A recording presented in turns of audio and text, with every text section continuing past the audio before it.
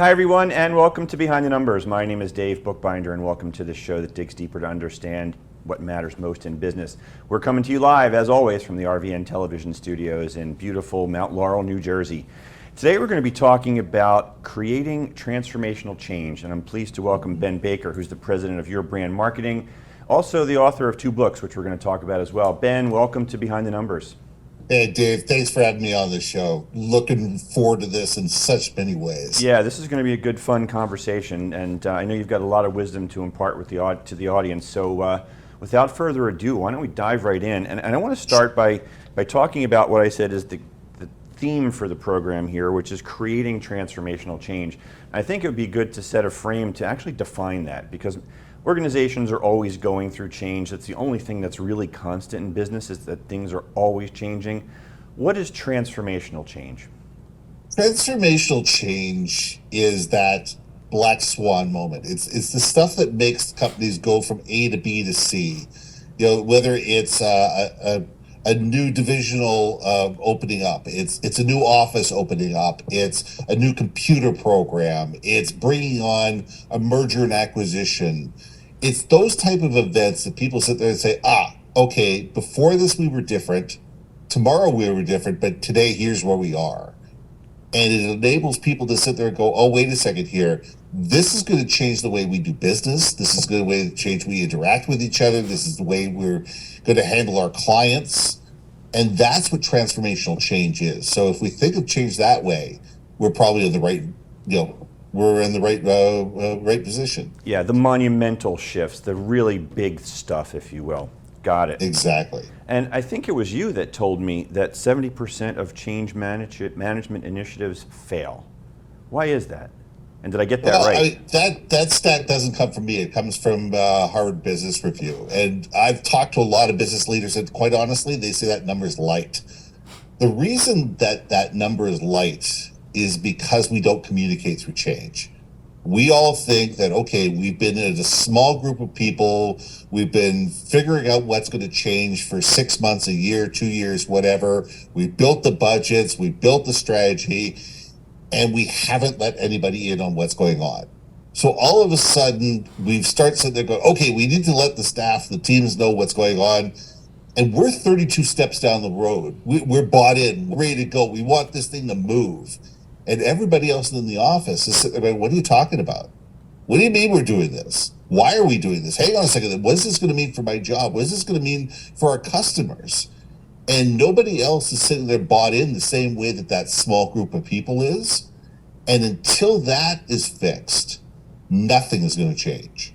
Yeah, and we're going to explore that because I want to understand how we fix that. But before we get into that, I want to talk about kind of the timing of these communications, right? Because when you start to think about a lot of these major monumental shifts, like you mentioned, a merger or an acquisition, there's a lot of quiet time where you can't be talking about these things. So give us an idea of when is the right time to actually start initiating or socializing internally, if you will, these big change initiatives. I think as soon as humanly possible, whether it's letting people in slowly and expanding the group as you can and not holding everything back to the last minute. That's the biggest fear and the biggest concern, is holding everything back to the last minute. The more you can be letting bigger and bigger groups into the situation, letting them know what's happening and letting them know, hey, I can't let you know exactly what's happening, but there's going to be a monumental shift. There's going to be a change. It's going to affect you. We're working on it. And we're going to be able to let you know about it in such and such time and such date. And don't worry about it until then. But don't worry, we're going to have a plan to be able to let you guys know what's happened, what's happening, what's going to happen, and how this affects you. That's how you bring people on board. Yeah, and you're alluding to something there about fear mitigation when you're talking about getting them on board, priming the pump to let them know, don't worry about it yet, we have a plan and we're going to communicate with you, which is good, and I totally agree with that. But how do you alleviate the inevitable fear of this unknown and how the transformation is going to impact the organization? I think communication is the best, elixir for this. Too many companies talk about it once. They just say, this is what's happening, and then they walk away from the situation, but they don't listen. They don't listen to the concerns of the staff. They don't listen to the trepidation. They don't listen to the things that are the misgivings and the mistrust. And as soon as they do that, all of a sudden people get their backs up. And when people get their backs up, that's when change fails. So we need to sit there and say, listen, we're dealing with human beings here. Human beings don't like walking into black rooms. They get a little scared walking around corners or ovals when they don't know what's on the other side. And the more we can help them say, hey, get this, we're going over this hill together. We may not know everything, but we know this, this, and this. And what it does is it alleviates some of that scariness, and it builds the trust up a little bit more and allows for that situation to go forward more successfully. Yeah, and just to be clear, as organizations are communicating this and getting in front of it or actually delivering the message when it's the appropriate time, is it about just delivering the message, Ben, or is it also about soliciting feedback and hearing how people feel about the message that's being sent to them? I think it's more about how people feel. I mean, yes, you have to get the message across. Yes, you have to sit there and say, hey, let's all get excited. This is where we're going. This is why we're going there. But at the same time, you need to sit there and say, okay, why are people hesitant about this? What have we missed? There's a great term called red team thinking, and it's brought about by Bryce Hoffman and Marcus Dimbleby. And it comes actually just post 9/11 is where the roots of it comes from the U.S. military. But the thought process is, what if we're wrong?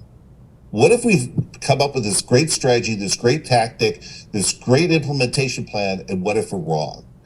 And every company has to have that in the back of their mind and be open to being able to be creative, resilient, and adaptive and pivot, because no plan is perfect. No plan has thought of everything. No plan is bulletproof. And the more we listen to our people and somebody says, but what about this? Hang on a second, we hadn't thought about that. Maybe we need to sit there and go, okay, how do we build that into the plan moving forward to make things better? Yeah, and when you think about these transformational change initiatives, you've got to get the buy-in, right? Because leadership isn't going to be able to execute without everyone getting on board and rowing in the same direction. So when we talk about the idea of employee engagement at a high level, right? Most employees are disengaged and going through the motions. But when you get into the transformational change piece, getting them engaged in this particular event is absolutely mission critical. How do you do that? What's the key to the communication to drive the engagement around the initiative, Ben? Well, the one thing you need to not do is ignore the naysayers, because you've got a group of people out there that probably have influence in their area. These are people that are sitting there going, oh, that's not going to work. Or we've done that before. We've tried that never worked that last time. And you need to sit there and find a way to get those people on board first, even before your champions. Because if you can make them part of the process early, if you can get the people that you know are the ones that are, excuse the expression, the negative Nellies, and get them on board early and bring them into the working groups and bring them into the situation, they're going to sit there and say, yeah, it says, wait a second, well, we thought of that. And they're going to talk amongst their friends, and they're going to sit there and say, hey, listen, management was thinking about us. Leadership was actually thinking about us. They were listening to us. And therefore, we were able to make this process better. So that's really what we need to do. We need to have champions along the way, and bringing the naysayers along with them is a really good tactic to be able to make sure that they're the ones that are going to spread the message, because you can't talk to everybody. If you're a company of 10,000 people, 50,000 people, 100,000 people, you're never going to get 100,000 opinions. But if you can build champions that are strategically located with those things, and they become your listening post that can report back and be able to see how people are responding, you're going to have a far better pulse of what's going on and be able to be adaptive, resilient, and creative as necessary. Yeah, and what I'm hearing there is you're not necessarily targeting the so-called centers of influence or the leaders in particular divisions across perhaps a large organization. You're looking for those individuals who may run a division or department to identify those negative Nellies, as you say, and specifically seek them out to get their buy-in and have them sort of at a grassroots level create change? Well, it's leaders at all levels. You can't just sit there and say, okay, this is going to be driven by the VPs, and everybody below that is just going to step on board lockstep. It doesn't happen that way. People listen to who they listen to. People trust who they trust. And if it's the person that is, has 15 or 20 friends, but they're the significant 15 or 20 friends across 4 different divisions, and if they're chirping in somebody's ears and saying, hey, listen, this is stupid, I'm not doing anything about this, that could just throw a monkey wrench into the whole thing. So you need to be able to sit there and say, who are the people that are actually turning the wrenches? And making sure that they're the people that are actually on board and understand not only what is happening, what's going to happen, but why they are important individually to be able to make this thing succeed. Great. Ben, for anybody watching or listening who wants to learn more about you or connect with you, what's the best way to get in touch?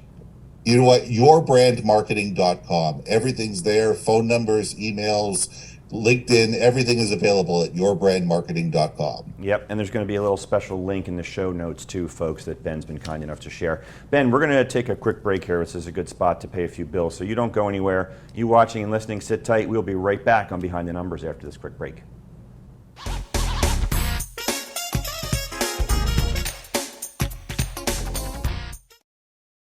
A stroke can be easy to detect. A loved one can't speak. Perhaps they can't move. But there's another sign of a stroke that many of us can't see.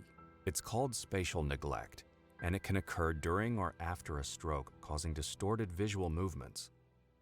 Fortunately, there's a solution by using optical prism technology during rehabilitation. If you or a loved one have experienced a stroke, ask your doctor about spatial neglect. Spatial neglect. See the whole picture at KesslerFoundation.org. Are you burned out, disenfranchised, disengaged, extremely distracted? Do you feel that you're lost in semantics, over-leveraged, overwhelmed? My name is Lisa Fratelli, and I have a show on RVN TV, always streaming. The name of the show is The Neuroscience of Wealth and Well-Being. The intention of this show is to explain how you can get back to homeostasis, flow states, creativity.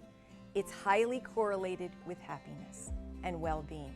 So you can get out of overwhelm, get out of burnout, not feel distracted, and get back to your life. You will hear from experts who will get you back on track so you can enjoy your life again. RVN TV, we're always streaming.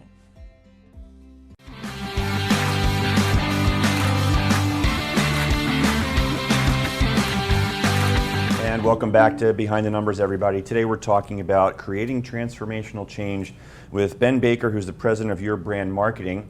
And as I alluded to at the top of the program, Ben is also the author of 2 books, Powerful Personal Brands, which is a hands-on guide to understanding yours, and Leading Beyond a Crisis, a conversation about what's next. So Ben, tell the audience a little bit about these 2 books, what inspired you to write them, and what will they learn from reading them? Well, the first book, Powerful Personal Brands, came about in 2017. I think I published it in actually 2018. I do a lot of work up at the universities. I volunteer 4 times a year. I go up there for 1 or 2 days at a time, and I teach networking, I teach conversation skills, I teach how to interview properly, how to present yourself. And I said, there's got to be a book on personal branding because these kids are smart. These kids are extremely smart, but they don't know how to communicate their actual value. They just don't have the skill set yet, and they're not being taught it. I actually think it's a real disservice to a lot of these kids. But I sit there and said, there's got to be a book that I can sit there and say, hey, look, here's a book on personal branding. Here's something that I really like. Here's something that is going to talk to you not about how to be a movie star, but how to be a person. And I couldn't find what I liked, so I wrote it. I actually wrote it in 45 days. I got up at 5 o'clock in the morning, wrote for 2 hours, did my day at about 7 or 8 o'clock at night, wrote for another 2 hours, and did that for 45 days straight, and then took me about 9 months to edit. But it's a great book because it's a workbook. At the end of each chapter, I ask a specific question, and I leave 3 pages of lines for you to write your own answers to it. So it really is a book of self-reflection about questions like, what are the 3 movies that you really enjoy in life and why? Who are the people, who are the best teachers that you had in school, and why are they important to you? You know, we look at things like that. What are the things that made a difference in your life? And why did they make a difference in your life? And it's the number 2, it's the why that was the most important. The second book, Leading Beyond a Crisis, was actually a podcast that turned into a book. I started a podcast in, let's say it was April or May of 2020, right at the heating point of COVID. And what we started looking at, Claire Chandler and I started looking at, is that leaders were grabbing their knees and rocking back and forth and not having conversations about what's next. You know, what do we do now that we're in a crisis? Now that we've got, the proverbial stuff hitting the fan, what do we do next? Everybody was just, reeling back and didn't know which way to go. So we thought we'd start a podcast going, okay, here are some things that you could do to help your teams, to help your clients, to help your people. And what we did is we looked at this 14, 16 weeks in, and we said, this is a book. And so what we did is we transcribed it, we edited it down, we added a few things, we subtracted a few things, and turned it into a book. And that was really a fun process. Actually, they both were, but they were very different. No, and I totally get it. It resonates. My second book actually is kind of the compendium of the conversations that I've had on this show, so it totally resonates and it needs to be out there for sure. I know one of the things that you talk about is the use of podcasting as a tool. You alluded to it already, but you talk about it in the context of getting to know your customer better as this real strategic tool. Do you want to talk a little bit about that? Sure. I've been podcasting, just to give everybody a reference, I've been podcasting for 10 years. My last show, called Your Living Brand Live, was 5.5 years long. Every Wednesday at 10 o'clock, a new episode dropped, and we had, 325 or more episodes. What we do is we take a look at how do we create podcasts that move the needle, whether they be a mini podcast that interviews 10 or 12 or 25 of your customers and gives you insights about who they are, what they do, what their challenges are, and what they're looking for, to give you as a company insights to be able to have the more realistic conversations, or to be able to do the same thing with your employees.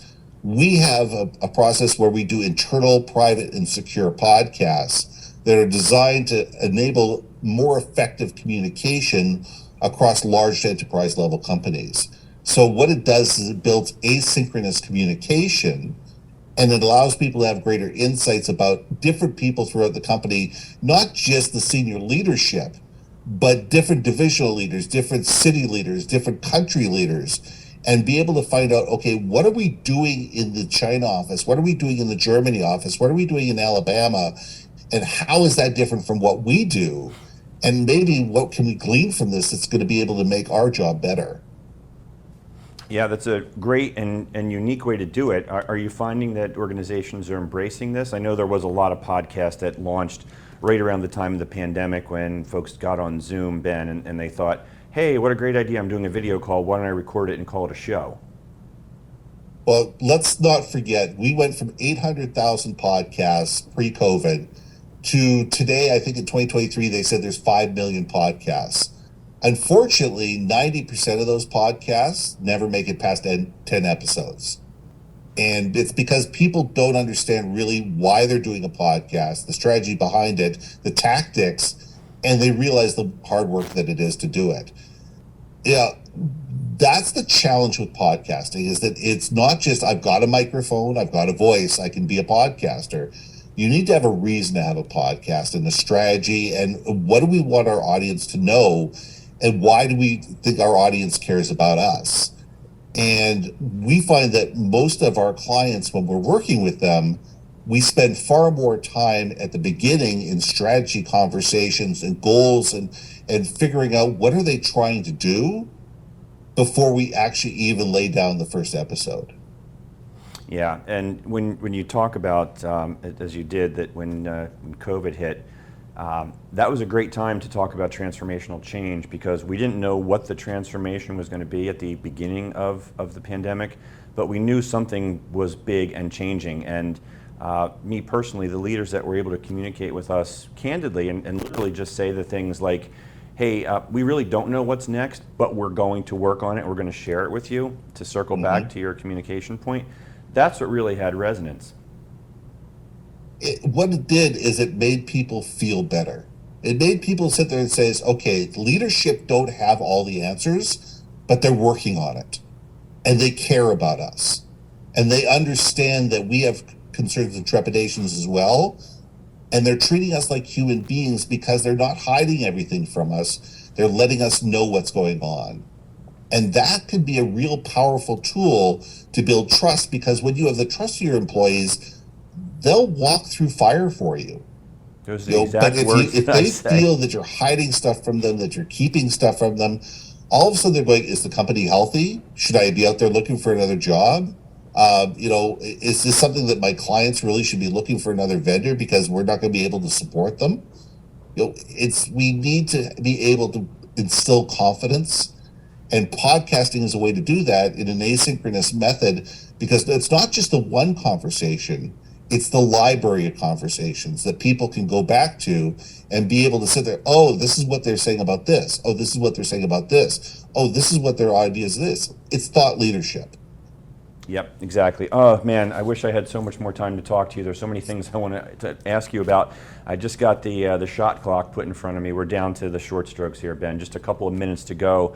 But before I get into wrapping here, at least tell the audience one more time how they can connect with you and where they can get the books.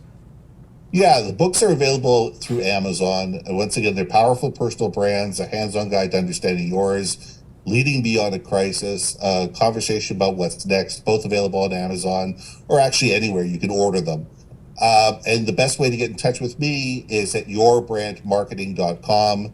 And if they go there, I've actually got free chapters of both books that people can download, and there is no paywall. Awesome. I want to sneak in one more question. I'm going to put you on the clock for maybe 90 seconds tops here. But one of my favorite authors is Simon Sinek, and one of his books is called Leaders Eat Last. Great read.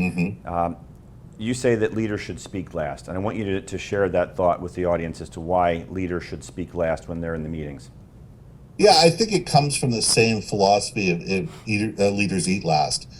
If you're in a meeting and if you tell everybody what you think before you have an idea of what they think, people are either going to agree with you or they're going to say nothing. And if you walk into a situation and say, hey, I'd really like your opinion on this, and then everybody gets a chance to speak, and everybody speaks before anybody has a chance to speak twice, before you give your opinion, people feel listened to, they feel understood, and they feel valued. And therefore, when you do say what you have to say, it means that you've heard what they've had to say, you've added your 2 cents, and you say, hey, listen, we understand how this all goes together. Now let's start marching forward. Yeah, and that speaks to any kind of initiative. It doesn't even have to be a transformational piece, but that's how you create the buy-in. That's how you get everyone rowing in the same direction. Ben, Exactly. That's it. We're sold out, unfortunately, out of time. But I want to thank you so much for joining us today on Behind the Numbers. Dave, thanks for having me. Yeah, it's a pleasure. We've been talking about creating transformational change with Ben Baker, and as I mentioned, there's a link in the show notes there for a special treat from Ben, so be sure to check that out. Click on that link and grab his free offer there. I want to thank my producer in the back there for always making the show run smoothly, and of course I want to thank you, the audience, for watching and listening. We can't do this show without you. Please hit that subscribe button. Stay in touch with all that we're up to. We drop an episode every week here. And again, I'm Dave Bookbinder, and I'm the one that my clients turn to when they want to know what their most important assets are worth.